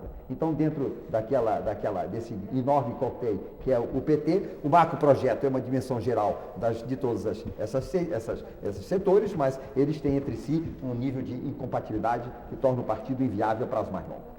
Já no caso do PSDB, o macroprojeto é claramente definido, o grau de compatibilidade entre os membros é bastante razoável, e eu vejo o PSDB podendo exercer uma função de macroprojeto. Em que medida esta posição relativamente minoritária pode vir a transformar a sociedade brasileira? Isso se prende um pouco àquela discussão anterior a respeito do projeto salvacionista e desta distinção, que para mim é fundamental, entre o salvacionismo por via de persuasão e o salvacionismo por via autoritária. Eu sou extremamente cético e, em princípio, contrário ao salvacionismo autoritário, porque ele não tem em si aqueles ingredientes embutidos no processo que permitam a retificação do rumo na hora do abuso ou do erro. E, portanto, eles são saltos no escuro irreversíveis. Ao contrário, os projetos salvacionistas por persuasão, por sedução, por encantamento, pelo exercício da racionalidade, na medida em que às vezes logram conseguir adesões suficientes, eles têm a vantagem de dar aceleração da história, que o amadurecimento sociológico histórico levaria um período infinito, e com isso curto-circuitam este processo, e por outro lado, porque eles não são autoritários, eles contêm em si ingredientes da sua revisibilidade. Eu espero, para o partido ao qual eu dou a minha adesão cidadã, que é o PSDB, que ele tenha condições de exercer um projeto de salvação por persuasão e por sedução racional. Mauro Chaves, por favor. Professor, o senhor tem feito considerações realmente de grande profundidade que eu espero que os telespectadores estejam acompanhando. Obrigado. Eu queria me referir a uma pergunta, ainda há pouco feita pelo colega, sobre o PSDB, descendo um pouco mais para a realidade concreta e prática eleitoral. Perguntar o seguinte, professor, até que ponto o senhor, que é um cientista político, decano dos cientistas brasileiros, até que ponto o senhor exerce, com a sua influência intelectual, o senhor tem uma influência direta no meio político, até que ponto os cientistas políticos, com os seus trabalhos teóricos, estão conseguindo modificar a realidade brasileira, modificar o mundo político? O PSDB, por exemplo, o que o senhor tem discutido com o seu partido a respeito do problema concreto da eleição de outubro, que está se avizinhando. E essa dificuldade muito grande de o partido compatibilizar uma posição de apoio crítico com uma eleição que está por aí, que exige definições mais concretas, porque está provado que o eleitorado sempre quer definições mais concretas do partido. Então eu perguntaria até que ponto o senhor acha que os teóricos intelectuais que mexem com política estão influenciando a realidade brasileira e até que ponto o senhor acha que o partido, o PSDB especificamente, está tratando da sua própria realidade eleitoral? Essa é uma questão fascinante. Questão fascinante porque ela é multifacética. Eu, mais uma vez, faria uma distinção entre o lado empírico e o lado promocional, o lado proposicional. Na prática, na realidade brasileira, a influência dos intelectuais é considerável. Na medida em que, continuando as reflexões do professor Celso Laffer, a política orientada para o macroprojeto tende a ser comandada por ideias. Os intelectuais são produtores de ideias, são produtores de projetos, são produtores de macroprojetos. Então, os intelectuais exercem uma função altamente importante na mobilização, na proposta e na configuração dos macroprojetos. E isso acha na linguagem adequada também? Essa linguagem não está talvez um pouco teórica, um pouco demais para a realidade política do país? Bem, aí é que entra então a outra distinção, não é? É a distinção entre a influência que o intelectual exerce para um círculo extremamente reduzido de pessoas em relação às quais pode-se ter uma comunicação preferencial por intermédio do veículo ideia e a influência que o intelectual possa exercer sobre a grande massa das pessoas, onde o veículo ideia tem uma influência bem menor. Ele está com muito mais... Essas grandes massas são mais influenciadas por configurações de contexto do que por denominações eidéticas. Então, eu lhe diria que eu sou, em princípio, cético sobre o engajamento excessivo do intelectual na vida político-partidária. Eu próprio sinto, por exemplo, esta dificuldade. Tenho, na minha vida, me recusado a filiar-me a partidos, embora tenha tido sempre uma atividade pública muito grande, porque, precisamente, e não estando em partidos, sentia a minha liberdade intelectual preservada e podia, independentemente de fidelidades a determinados agrupamentos, defender ideias que me pareciam corresponder à conveniência nacional. Professor, o Ivan complementa a pergunta. Está na pergunta do Mauro, e aí você entra em seguida e tem o Severo, por favor. Pois é. Professor, é o seguinte, ainda no tema das eleições e do PSDB, acredita-se que o governo Collor, o plano Collor principalmente, terá uma grande influência nas eleições próximas. Né? E o senhor tocou aí, usou uma expressão para caracterizar a sua posição e de parte do PSDB, uma expressão curiosa que se chama apoio crítico. Então, alguém pode ser levado a pensar que se o plano der certo, dá-se mais força à palavra apoio.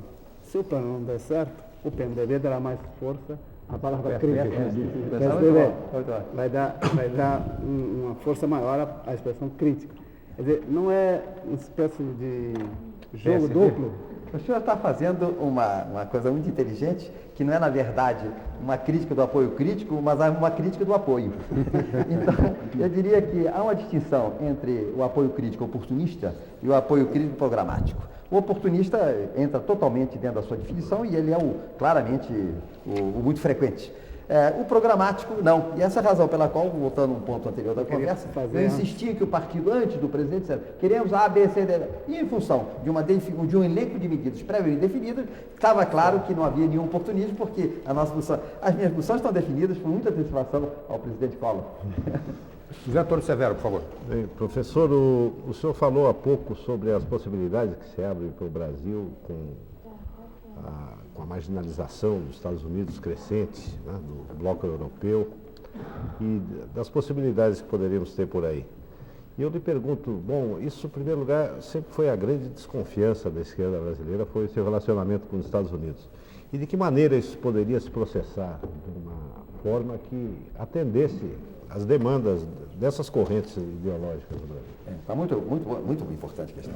Bem, eu creio que ela só pode ser respondida numa perspectiva histórica. Tá? Então, eu diria o seguinte, o desenvolvimento brasileiro foi necessariamente algo antagonizador com os Estados Unidos no período que corresponde à nossa transição de uma sociedade agrária para uma sociedade industrial. Porque a transição da nossa condição de sociedade agrária para a condição de sociedade industrial, para se fazer nos termos da nossa conveniência, tinham enormes elementos de confronto e de compatibilidade com o projeto que naquela época os Estados Unidos tinham para nós. Eles queriam nos dar uma industrialização colonizante e nós quisemos ter uma industrialização autonomizante. E a distinção entre a industrialização colonizante e a industrialização autonomizante me parece absolutamente importante, e eu, retrospectivamente, me regozijo com as posições nacionalistas que foram adotadas pelo país e por mim próprio, no período que vai do fim da década de 40 até o final da década de 60. A partir, entretanto, do momento em que atingimos um certo patamar de industrialização, de competência, de tecnologia, etc., o relacionamento teve condições de ser distinto. Entretanto, ainda estava dificultado por uma perspectiva imperial monopolística do lado americano em relação a nós. Esta perspectiva está sendo severamente desmanchada pelo desafio japonês, pelo repúdio europeu, pela emergência dos NICs asiáticos e pela nossa própria condição. Então, eu creio que, a partir da plataforma nova em que nos situamos, de uma sociedade que já é o 8º PIB do mundo ocidental, a 7ª capacidade industrial desse mesmo mundo, e uma série de outros dados positivos, em pondo a nossa casa em ordem, que é a condição prévia para um relacionamento internacional eficaz, temos condições de estabelecer um novo diálogo com os Estados Unidos, marcado por uma posição balanceada, de equilíbrio, não mais colonizante, e, portanto, compatibilizarmos os nossos respectivos interesses, maximizando as possibilidades de uma integração econômica, naturalmente não no sentido literal, mas uma articulação econômica inteligente, nossa com os Estados Unidos, para quem estamos dando coisas que o mundo está negando e de quem podemos receber coisas que o mundo não nos dá mais. E os pequenos países latino-americanos, como ficam nessa região? Bem, é preciso a gente encarar a América Latina com todo o realismo. A América Latina é cada vez mais uma grande designação geoeconômica e histórica, e não uma designação de operacionalidades concomitantes. Não há nada no nível operacional que seja concomitante entre a América Central e a América Caribiana, num dos extremos, e um país como o Brasil no outro.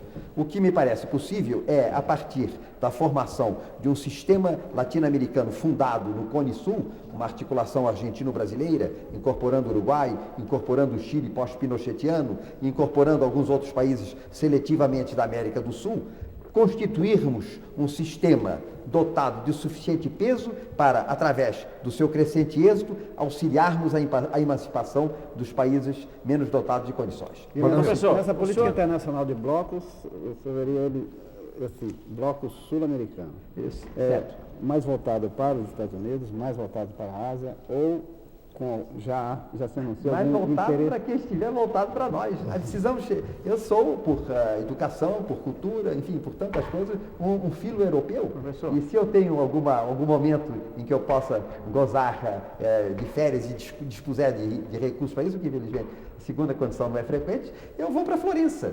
Mas a verdade é que a Europa não quer nada conosco. Professor. Não quer nada conosco. Isso Professor. Nós temos hoje um interlocutor que necessita de nós e nós dele, embora possa não ser da nossa preferência cultural, Professor. mas é o da nossa viabilidade operacional. Professor, eu proponho uma volta ao nosso Brasil. E eu queria lhe perguntar, fazer uma pergunta que eu acho de alguma importância. É o seguinte, o Brasil tem uma dívida social imensa, que o senhor mesmo reconheceu no seu livro ao apontar a dualidade da situação dos brasileiros, né? O governo Collor começa a sua administração pensando na inflação, mas até agora não se projetou nessa área social. Nada fez, aliás, nesse sentido. Então, eu queria lhe perguntar já que o senhor demonstra tanta simpatia pelo governo Collor, o que o governo Collor poderia e deveria fazer nesta área para, nesses 5 anos que ainda tem de administração, pagar um pouco dessa dívida social que os governos, as administrações brasileiras têm com esse povo muito sofrido do nosso Brasil. Perfeito. Eu começo enfatizando totalmente a sua ênfase sobre a questão social. O Brasil não tem nenhuma possibilidade de ser uma sociedade decente, moderna, etc., se não incorporar aceleradamente as grandes massas a níveis superiores de vida, de educação e de participação. Esse é, em termos substantivos, o nosso problema super número 1.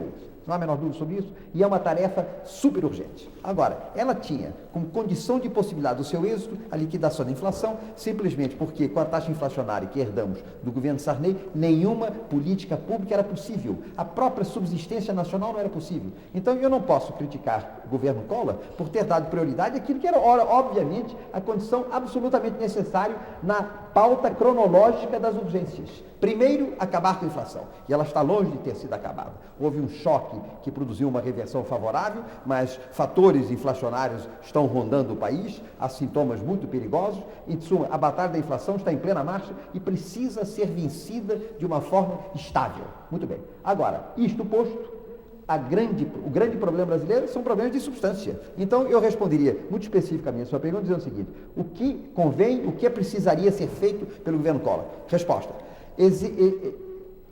empenhar-se dramaticamente, seriamente, drasticamente no controle da inflação durante todo o exercício de 1990. Não tentar antecipar problemas de substância enquanto a consolidação da situação não inflacionária não for absolutamente garantida. Mas, sem prejuízo disso, dedicar-se ativamente essa consolidação 10% seria um nível... Dedicar-se ativamente à preparação de planos sérios que deverão ser postos em marcha imediatamente quando a estabilidade da moeda permitir um ataque ao problema de substância. E, infelizmente, eu não estou vendo nenhuma preparação nesse sentido dos planos sérios. Não existe, né? Por enquanto, não há demonstração delas. E um patamar bom para a inflação seria o quê? 10% ao mês? Não, 10% ao mês não diga isso. 10% ao mês significa 20% no mês seguinte, máximo 10% ao ano, menos de 1% ao mês. Mas o Brasil nunca conseguiu nem 10%. Como assim? O Brasil não consegue nem 10%. Isso não sabemos, ele pode conseguir. O Brasil já passou longos períodos tendo taxas inflacionárias um pouco superiores a 10%. O milagre kubechekiano, que esse foi um milagre, se fez com a inflação que nunca superou 20% ao ano. E é isso, é possível. Luiz Reis, por favor. Perdão? Professor, o resgate da dívida social, digamos nos termos que o senhor classicamente propõe, transformar o Brasil no período de 10 anos, um pouquinho mais, ou pouco mais do que isso, dar ao povo brasileiro, às grandes massas brasileiras, o padrão de vida das sociedades mediterrâneas. Isso. Grécia, mais do que Itália. É, isso. É possível, além das condições necessárias, como arrumar a casa, é possível fazer isso sem um plano Marshall? E é possível haver um plano Marshall no momento, ou numa época em que o Brasil se torna um interlocutor fantasmagórico da cena internacional? Como é que o senhor disse mesmo agora há pouco, a contrapartida ocidental da África? Sim. Como é que saímos dela? Olha, a minha resposta é positiva. Minha resposta é positiva pela seguinte razão. Sem fazer autarquia? Não, minha resposta é positiva pela seguinte razão. Repare bem. O plano, as necessidades da transformação da sociedade brasileira, que estão, a meu ver, razoavelmente analisadas e quantificadas naquela nossa grande pesquisa, o resumo da qual foi publicado em Brasil Reforma ao Caos, indica o seguinte: se sobre os 9% do PIB, que atualmente estão sendo canalizados e administrados miseravelmente, introduzirmos uma significativa melhora na administração desses 9% e um agregado de mais 5% do PIB, nós podemos, num prazo de 12 anos, eventualmente de 15, dando margem a certos atrasos, transformar a sociedade brasileira exatamente naquelas condições do seu enunciado. Chegarmos ao nível de Grécia. Está longe de ser o paraíso, mas é a definitiva saída do inferno. Agora, esta coisa será, naturalmente, muito mais favorecida se tivermos um contorno internacional favorável, não há a menor dúvida. E eu creio que não devemos contar com ele. Mas, e mesmo não contando com ele? Mesmo não contando com ele, podemos fazer, entre outras coisas, porque nós temos uma possibilidade de fazer o que chamaria de plano Marshall negativo, ou seja, de negociar a nossa dívida externa em condições em virtude das quais, em vez dessa sangria desatada, que seria a observação da dívida nas condições em que ela veio a ser formulada pelos nossos credores, reduzamos a dívida a proporções substancialmente inferiores, tanto em termos de estoque de capital, quanto em termos de pagamento de juros. Quer dizer, nós podemos autoconferir uma certa parcela de plano Marshall, administrando a dívida de forma compatível com o desenvolvimento nacional. Mas, professor, me lembrando como Garrincha perguntava para o técnico Vicente Fiola na Copa de 58, mas o senhor combinou tudo isso que está dizendo com os adversários? Bem, eu lhe diria que as condições brasileiras permitem que o país estabeleça um modus vivendi com o mundo em que uma parcela não insignificante da regra seja sugerida por nós. Professor, o médico Francisco de Assis, brasileiro de Fortaleza, ele pergunta ao senhor como o senhor avalia o papel da igreja nesse novo governo, nessa nova mudança a partir das eleições, e se a igreja não anda, de repente, um pouco quieta, calada. Bem, como sempre, essas coisas são históricas, né? Eu diria que eu avalio o papel da igreja de uma forma extremamente favorável na medida em que, durante todo o período da ditadura, ela foi a principal agência da defesa da dignidade humana, da defesa das populações destituídas, em suma, ela foi a defesa do homem no Brasil. E isto dá à Igreja um crédito, eu diria, quase ilimitado. Por outro lado, eu diria que existe observáveis diferenças entre a motivação teológica, enfim, a teologia da libertação, que merece toda a minha simpatia, e um certo requisito de competência econômica. Nem sempre os mais militantes eclesiastas que estão querendo fazer a transformação da sociedade têm noção de certos requisitos de economia e, frequentemente, eles pecam por formas simplistas, onde as intenções reformistas são encaminhadas em direções econômicas e sociologicamente catastróficas. Então, eu diria que um pouco de diálogo crítico em relação a certas postulações do baixo clero se torna, num momento, muito importante. E, por outro lado, a existência desta motivação ética da Igreja é decisiva para o desenvolvimento brasileiro e para a nossa dignidade. Marcelo Beraba, por favor, tem uma pergunta. Alguma chance do senhor sair candidato nessa eleição, alguma coisa? Eu creio que não, sabe? Eu sou, como eu estava dizendo, eu acho que o intelectual fica mais livre se ele não está inserido no cotidiano político. Ele Mas pode o envolvimento seu hoje com o partido é grande. Não, é grande. Eu não quero excluir, quer dizer, pode surgir em condições em que eu sinta que a minha candidatura se torna uma necessidade. Não é uma opção subjetiva, mas pode ser uma constrição a qual eu deva... O senhor que é tão bom em previsões, o senhor faria, assim, uma previsão do quadro legislativo que nós teríamos a partir de 80, agora da eleição de outubro? Quer dizer, quais seriam as forças que comporiam o Congresso Nacional? O que o senhor acha? Qual a tendência que o senhor vislumbra? Que partidos vão ser? Eu diria que acho muito difícil fazer a previsão, precisamente porque, como já foi observado aqui por outros companheiros desta discussão, não escapa a ninguém a enorme influência que o plano Collor vai ter nas eleições. Embora talvez alguns exagerem um pouco, mas é evidente que... Você acha possível sair, por exemplo, uma influência, uma tremenda maioria, uma maioria assim, esmagadora? Não, isso não, mas uma maioria ele poderá formar. Então, tudo vai depender do seguinte. Primeiro, na medida em que o plano Collor tenha ou não êxito durável no combate à inflação. Ele teve um êxito espetacular de curto prazo, ele está muito ameaçado de não ter esse êxito mantido ao longo dos próximos meses. Eu estou profundamente preocupado com os riscos do retorno da inflação. E, nesse caso, vai tudo por água abaixo e a sua possibilidade de influenciar será, ao contrário, extremamente negativa. Primeiro ponto. Segundo ponto, eu diria que, além disto, um outro requisito se torna necessário.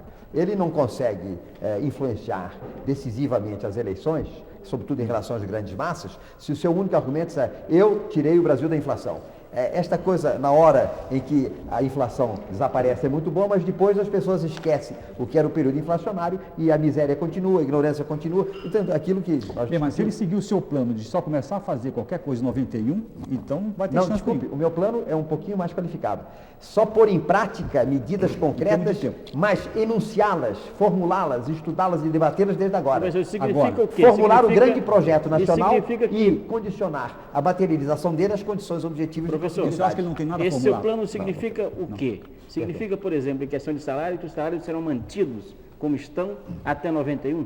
Não, porque a inflação tem que ser... Eu vou dizer, no estudo que nós fizemos sobre a situação brasileira, e que tem os dados muito resumidamente em Brasil Reforma ao Caos, nós fizemos um modelo econométrico em que determinamos quais eram as possibilidades de crescimento real do salário em termos compatíveis com a disponibilidade de fatores reais para que o crescimento não fosse inflacionário. E isso permite uma quadruplicação em 12 anos da capacidade aquisitiva das grandes massas, 50% da qual em termos de aumento de salário, 50% da qual em termos de facilidades públicas. Mas implica em condições bem menos favoráveis para os salários mais altos. Não, para os salários mais altos. Ou seja... Não, eu queria saber este ano. Qual seria... Esse ano, simplesmente, o máximo que se pode fazer é manter o poder aquisitivo do salário. Não se pode ter ganho real nenhum, sob pena de voltar à inflação e o efeito detrimental do aumento ser várias vezes superior à vantagem que ele confere. Quer dizer que o senhor é dos que concorda com o corte dos salários de março? Eu sou, enfim, não detalhes. Da inflação de março. Eu sou favorável à manutenção do poder real dos salários, porque, evidentemente, é impossível ter salários menores que o Brasil já tem. constatando que eles são absolutamente inaceitáveis num prazo médio, mas que aumentá-los nominalmente no momento da inflação é destruir o controle da inflação e, na verdade, prejudicar os trabalhadores. Luiz Lanzetta, por favor, antes de encerrar. Um instante ainda sobre essa questão da relação do intelectual com os governos e os planos. O senhor fez parte da elaboração do plano do Moreira Franco no Rio de Janeiro. O que não deu certo? Porque há uma grande de rejeição ao governo Moreira Franco. Bem, o senhor não se sente muito frustrado? Não, nada, ao contrário, eu confirmo exatamente a prudência da minha decisão, porque desde o primeiro momento eu disse ao candidato, que depois se tornou governador, que eu iria com muito prazer auxiliá-lo a programar os primeiros 100 dias, que depois eu não queria nenhuma participação no governo dele, de modo que a minha responsabilidade foi nos primeiros 100 dias. Professor, em relação às metas que eu tracei, ele cumpriu 85%. Do centésimo dia em diante, eu não tenho mais nada a ver. 85%? Professor, Tudo isso? 85%. Professor, mas nos 100 dias. Nosso tempo já está se esgotando. Mauro, por favor. Nosso tempo já está se esgotando. Eu lhe faria uma última pergunta. Pois não. Que eu confesso que foi a coisa que mais me surpreendeu nas suas observações feitas essa noite, brilhantes, por sinal. Obrigado. Que foi uma das coisas que o senhor disse no começo do programa. E foi também uma das coisas que mais chamou a atenção da maioria dos nossos telespectadores. Certo. Quando o senhor disse que prefere rasgar a Constituição para salvar a República. Certo. O senhor dizendo isso de maneira tão franca, tão objetiva, como é que o senhor vê alguma reação por parte dos cientistas políticos, não só do PSDB, mas como do mundo acadêmico em geral? Eu começo, na verdade, introduzindo de novo um esclarecimento que eu acho fundamental, que é o de alertar a necessidade de que este juízo de valor profundo não seja interpretado de uma forma fácil. As pessoas individuais não têm autoridade subjetiva para se erigirem em salvadores da República rasgando a Constituição. O cidadão individual pode, no nível individual, negar-se a cumprir um princípio porque a sua consciência determina que esse princípio é contrário ou às suas normas éticas mais importantes ou mesmo à salvação aos interesses nacionais. Mas a autoridade investida de poder só pode rasgar a Constituição para salvar a República no âmbito de um grande consenso, através de uma forma não autoritária de violação da lei, mas de forma persuasiva. As Constituições estão feitas para o bem do povo brasileiro, e não o povo brasileiro a serviço da Constituição, a serviço, inclusive, de uma maioria ocasional que tenha editado coisas insensatas. Elas precisam ser revistas, precisam ser criticadas, precisam ser rasgadas, mas rasgadas dentro de um ambiente que não seja do predomínio da subjetividade individual, caprichosa, mas que convalide o consenso social em torno da reforma constitucional. Muito obrigado. Nós agradecemos mais uma vez a presença aqui no Roda Viva esta noite do professor e cientista político Hélio Jaguaribe. Agradecemos também a presença dos nossos convidados e a atenção dos telespectadores. Lembramos a todos que as perguntas que não puderam ser feitas ao nosso entrevistado serão entregues a ele após o programa. Agradecemos também a presença do Paulo Caruso, o nosso cartunista. E o Roda Viva volta na semana que vem, na próxima segunda-feira, às 9h30 da noite. Uma boa noite a todos e até lá. Muito obrigado.